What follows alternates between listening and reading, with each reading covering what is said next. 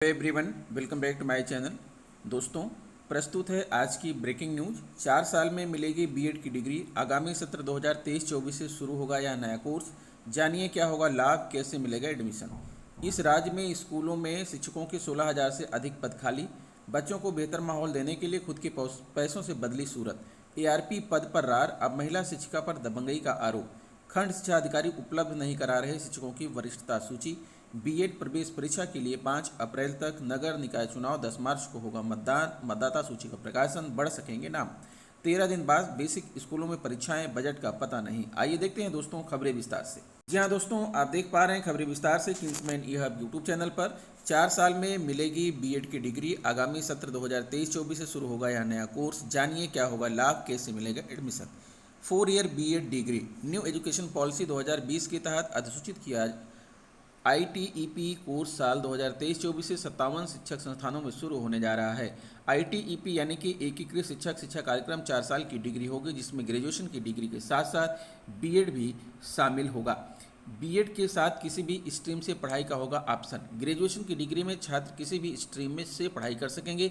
4 साल की BEd degree में BA, BEd, BSc BEd, BCom BEd की डिग्री मिलेगी। अब 4 में हो जाएगा ग्रेजुएशन प्लस बीएड। स्टूडेंट अपनी पसंद और एलिजिबिलिटी के अनुसार कोई भी स्ट्रीम से पढ़ सकेंगे। इस फिलहाल बीएड की डिग्री लेने तक छात्र के कुल जमा 5 साल खर्च होते हैं, जिसमें 3 साल की ग्रेजुएशन और 2 साल का बीएड शामिल है। प्रतिष्ठित यूनिवर्सिटीज़ में पायलट मोड में चलेगा कोर्स। बीएड की 4 साल में डिग्री का आईटीईपी एकीकृत शिक्षा कार्यक्रम का कोर्स शुरुआत में कुछ प्रतिष्ठित यूनिवर्सिटीज़ में पायलट मोड में चलाया जाएगा। आईटीईपी कोर्स खास करके उन स्टूडेंट के लिए होगा 10वीं के बाद टीचिंग प्रोफेशन को चुनेंगे। मीडिया रिपोर्ट्स बताती हैं कि ये कोर्स नए स्कूल ढांचे के अनुसार होगा, जिसमें 5वीं यानी कि फाउंडेशनल, प्रिपरेटरी यानी 5+3, मिडिल यानी कि 5+3+3 और सेकेंडरी यानी कि 5+3+3+4 के मुताबिक होगा। आईटीईपी कोर्स में दाखिले के लिए एंट्रेंस। आईटीईपी कोर्स में दाखिले के लिए एंट्रेंस होगा, जो कि नेशनल टेस्टिंग एजेंसी की ओर से आयोजित किया जाएगा। टेस्ट और कोर्स में दाखिले से जुड़ी बाकी डिटेल की सूचना जारी किया जाना बाकी है। नई दिल्ली उच्च न्यायालय ने मंगलवार को दिल्ली सरकार और नगर निगम को स्कूलों में शिक्षकों के खाली पदों की स्थिति और इसे भरने के लिए उठाए गए कदमों को बताने का आदेश दिया है। इससे पहले दिल्ली सरकार के शिक्षा निदेशालय ने न्यायालय को बताया कि उसके स्कूलों में 16,000 से अधिक शिक्षकों के पद खाली हैं। कुल रिक्तियाँ 16,546 हैं।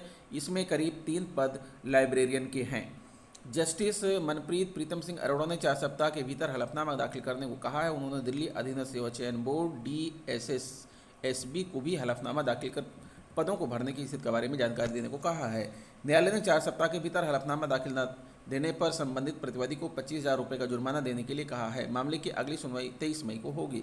लाइब्रेरियन सहित दिल्ली सरकार के स्कूलों में शिक्षकों की कुल क्षमता 53,933 है। इनमें से 16,546 पद रिक्त हैं।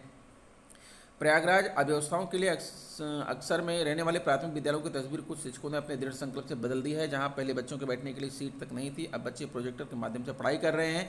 विद्यालय की सूरत बदलने में अहम योगदान रहा है। प्राथमिक विद्यालय जैतवाड़ी में 2010 में सहायक अध्यापिका श्वेता श्रीवास्तव की तैनाती हुई। तैनाती के समय श्वेता ने मन में स्कूल के शैक्षणिक माहौल में सुधार के लिए साथ ही भौतिक सुविधाओं को भी बढ़ाने का विचार आने लगा। उस समय विद्यालय में दर्ज छात्र संख्या 120 थी, पर उपस्थित बेहद कम रहती थी। स्कूल में डेस्क बेंच नहीं थी, बच्चे जमीन पर बैठते थे। ठंड के मौसम में बच्चों को अधिक समस्या होती थी।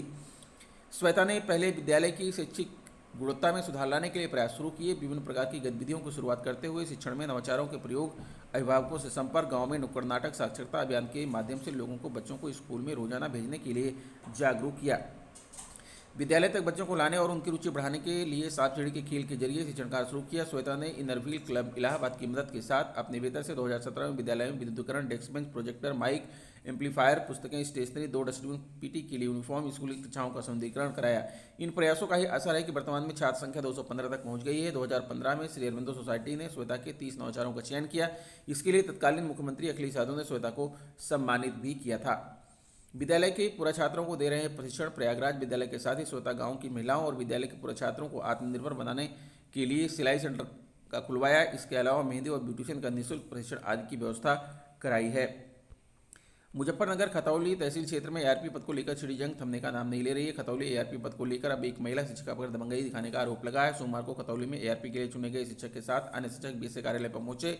उन्होंने बीएसए से मिलकर धमकी मिलने की शिकायत की। बीएसए ने मामले की जांच के आदेश दिए हैं। बेसिक शिक्षा विभाग के खतौली तहसील में एआरपी पद के लिए परीक्षा और इंटरव्यू की प्रक्रिया हुई। इसमें चयनित हुए एआरपी विकास सिंह चौहान सहित सिकंदरपुर खुर्द विद्यालय की महिला शिक्षिका राखी चौधरी ने भी आवेदन किया था, लेकिन अंत में विकास सिंह चौहान एआरपी चुने गए। अब एआरपी पद को लेकर विवाद शुरू हो गया है। सोमवार को महिला शिक्षक संघ की जिलाध्यक्ष वंदना बालियान सहित दर्जनों शिक्षक एआरपी के साथ बीएसए कार्यालय पहुंचे। उन्होंने बीएसए सोम शुक्ला को एक शिकायती पत्र दिया। इसमें बताया कि एआरपी परीक्षा में विकास सिंह चौहान का चयन खतौली में हुआ है। उन्होंने बताया कि परीक्षा के दौरान महिला शिक्षक राखी चौधरी व उनके कुछ साथी उनके विद्यालय पहुंचे थे और उन्हें परीक्षा में न बैठने की धमकी देकर मानसिक रूप से प्रताड़ित किया गया। आरोप है कि महिला शिक्षक एआरपी पर से इस्तीफे का दबाव बना रही हैं। बीएसए को बताया कि शिक्षिका 2 शिक्षक संगठनों से जुड़ी है, जिस कारण राजनीतिक दबाव बनाकर स्थानीय लोगों से भी उन्हें परेशान करा रही है। क्या कहती हैं राखी चौधरी इस मामले में? सिकंदरपुर खुर्द के विद्यालय में तैनात राखी चौधरी का कहना है कि एआरपी का यह आरोप निराधार है। मेरे द्वारा कोई धमकी उन्हें नहीं दी गई है और न ही परेशान कराया जा रहा है।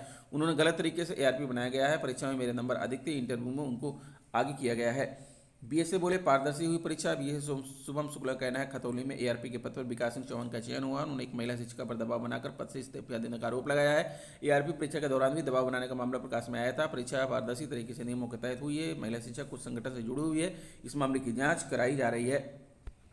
बागपत विभाग के निर्देश के बावजूद बीईओ शिक्षकों की पदोन्नति के लिए वरिष्ठता सूची उपलब्ध नहीं करा रहे हैं। अब शासन ने फिर से सूची उपलब्ध कराने के लिए समय सीमा बढ़ाई है। छपरौली ब्लॉक के बजाय किसी भी ब्लॉक से शिक्षकों की सूची उपलब्ध नहीं कराई गई है। शासन ने प्रदेश विद्यालयों में शिक्षकों की पदोन्नति के लिए वरिष्ठता सूची जारी करने के निर्देश दिए थे। शासन ने पूर्व में 27 फरवरी फिर 6 मार्च तक सूची तैयार करने के निर्देश दिए थे। शासन के निर्देश पर बेसिक शिक्षा विभाग ने सभी खंड शिक्षा अधिकारियों को सूची तैयार करने के लिए कहा गया था। शासन और विभाग के निर्देशों के बावजूद बागपत, बड़ौद, खेकड़ा, पिलाना, बिनौली ब्लॉक के खंड शिक्षा अधिकारियों ने शिक्षकों की सूची उपलब्ध नहीं कराई।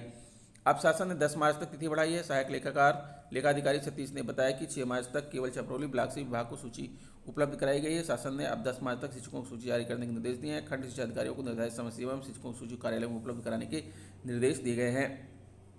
नगर निकाय चुनाव को लेकर 10 मार्च को मतदाता सूची का प्रकाशन किया जाएगा। राज्य निर्वाचन आयोग मनोज कुमार की ओर से सभी जिलाधिकारियों को पत्र जारी किया गया है। पत्र के अनुसार 10 मार्च को मतदाता सूची का प्रकाशन किया जाएगा। 11 से 17 मार्च के बीच सूची पर दावे आपत्तियां ली जाएंगी। सहायक जिला निर्वाचन अधिकारी कौशल कुमार ने बताया कि अभियान में मतदाता सूची में नाम जोड़े, काटे, संशोधित और स्थानांतरित किए जाएंगे। 1 जनवरी 2013 को 18 वर्ष की आयु पूरी करने वाले मतदाता भी आवेदन कर सकेंगे। यदि मतदाता ऑनलाइन ही मतदाता सूची में अपना नाम जोड़ना चाहते हैं तो वे आवेदन कर सकते हैं। उन्होंने बताया कि निकाय चुनाव को लेकर जारी कार्यक्रम के अनुसार ड्राफ्ट निर्वाचक नामावली का प्रकाशन 10 मार्च, ड्राफ्ट के रूप में निर्वाचक नामावली का निरीक्षण तथा दावों एवं आपत्तियों को प्राप्त करना 11 से 17 मार्च तक होगा। दावा एवं आपत्तियों का निस्तारण 28 से 22 मार्च तक। दावे एवं आपत्तियों के निस्तारण के बाद पूरक सूचियां, पांडुलिपियों की तैयारी तथा पूरक सूची 1 में समाहित करने की तिथि 23 से 31 मार्च तक। अंतिम रूप से तैयार निर्वाचक नामावलियों का जनसामान्य के लिए प्रकाशन 1 अप्रैल को होगा। बेसिक शिक्षा विभाग के प्राथमिक और उच्च प्राथमिक स्कूलों में पढ़ा रहे कक्षा 1 से लेकर के 8 तक के बच्चों की 13 दिन बाद वार्षिक परीक्षाएं शुरू हो रही हैं, मगर शासन स्तर से प्रश्न पत्र छपवाने, उत्तर पुस्तिका व अन्य सामग्री खरीदने के लिए बजट अब तक जारी नहीं किया गया है। ज्यादातर जनपदों ने राज्य स्तर से समय सारणी जारी होने के बाद अपने जनपदों में भी परीक्षाओं का पूरा कार्यक्रम जारी कर दिया है। बजट न आने के कारण शिक्षकों को इस बार भी अपनी जेबों से परीक्षा करानी पड़ सकती है। 20 फरवरी से 24 फरवरी तक बेसिक स्कूलों में परीक्षा होगी। परीक्षाओं के लिए जो सामग्री खरीदी जाएगी उसके लिए पहले टेंडर प्रक्रिया होगी और फिर नियमानुसार खरीदारी होगी। परीक्षाओं को लेकर बीएसए ने सभी ब्लॉक के बीईओ एवं शिक्षकों को आदेश जारी कर दिए हैं। परीक्षाओं के लिए पूरी गाइडलाइन बेसिक शिक्षा विभाग द्वारा जारी की गई है। जिले के सभी बेसिक स्कूलों में कक्षा 1 से लेकर 8 तक की परीक्षाएं होंगी। कई जनपदों में पिछली परीक्षा का भी चल रहा बकाया।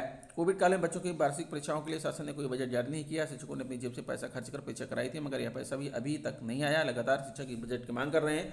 हालांकि इस बार शिक्षकों ने अपने पास से वार्षिक परीक्षाओं को कराने के लिए इनकार कर दिया है। पहले प्रधानाध्यापकों को परीक्षा कराने की जिम्मेदारी सौंपी गई थी।